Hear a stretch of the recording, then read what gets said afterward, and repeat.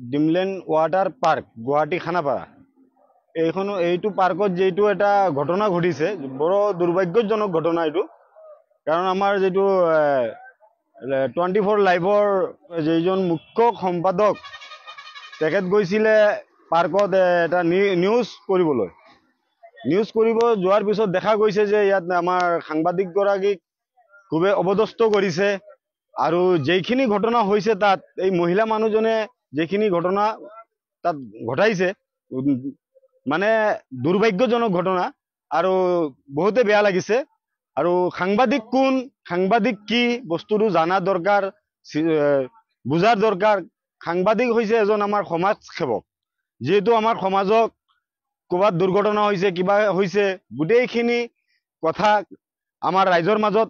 দাঙি ধৰে আমি সকলোৱে এইবোৰ বস্তু চাব পাওঁ শুনিব পাওঁ আমি অৱগত হওঁ আমি বহুত বস্তু শিকিব পাওঁ গতিকে সাংবাদিক এজন সমাজ সেৱক তেখেতক আমি সন্মান কৰিব লাগে তেখেতলোকক আৰু সাংবাদিক বস্তু হৈছে আমাৰ ৰাইজৰ বন্ধু আমাৰ বিপদ আমাৰ ৰাইজৰ মাজত যতেনো যিয়েনো বিপদ এটা হওক প্ৰথমে তেখেতে আহে তেখেতলোকে আহি পেলাই কথাবোৰ দাঙি ধৰে তেখেতলোকে খুদপুচ কৰে আৰু আমাৰ মাজত কথাবোৰ দিয়ে আমি পাওঁ আমি শুনো আমি চাওঁ এইটো যেটো ঘটনা হৈছে এইটোৰ ওপৰত উচিত তদন্ত হ'ব লাগে আৰু সাংবাদিক গৰাকীয়ে উচিত ন্যায় পাব লাগে আৰু অসম আৰক্ষী অসম চৰকাৰক আবেদন কৰিছোঁ নিবেদন কৰিছোঁ আৰু অনুৰোধ কৰিছোঁ যাতে ইহঁতে উচিত তদন্ত কৰি তেখেতক উচিত ন্যায় দিয়ে ডিমলেন ওয়াটাৰ পাৰ্ক গুৱাহাটী খানাপাৰা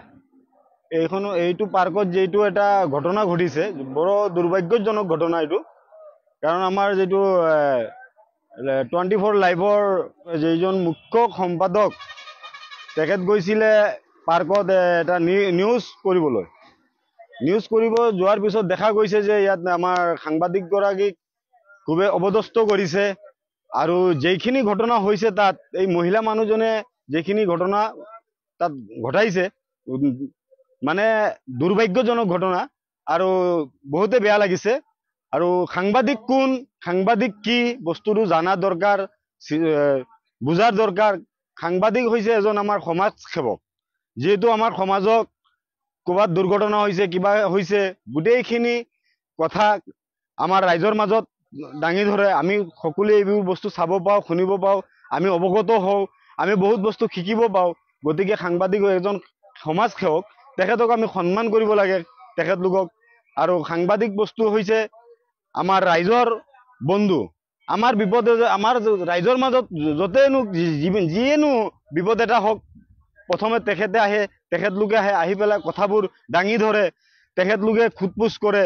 আৰু আমাৰ মাজত কথাবোৰ দিয়ে আমি পাওঁ আমি শুনো আমি চাওঁ এইটো যেটো ঘটনা হৈছে এইটোৰ ওপৰত উচিত তদন্ত হ'ব লাগে আৰু সাংবাদিক গৰাকীয়ে উচিত ন্যায় পাব লাগে আৰু অসম আৰক্ষী অসম চৰকাৰক আবেদন কৰিছোঁ নিবেদন কৰিছোঁ আৰু অনুৰোধ কৰিছোঁ যাতে ইহঁতে উচিত তদন্ত কৰি তেখেতক উচিত ন্যায় দিয়ে।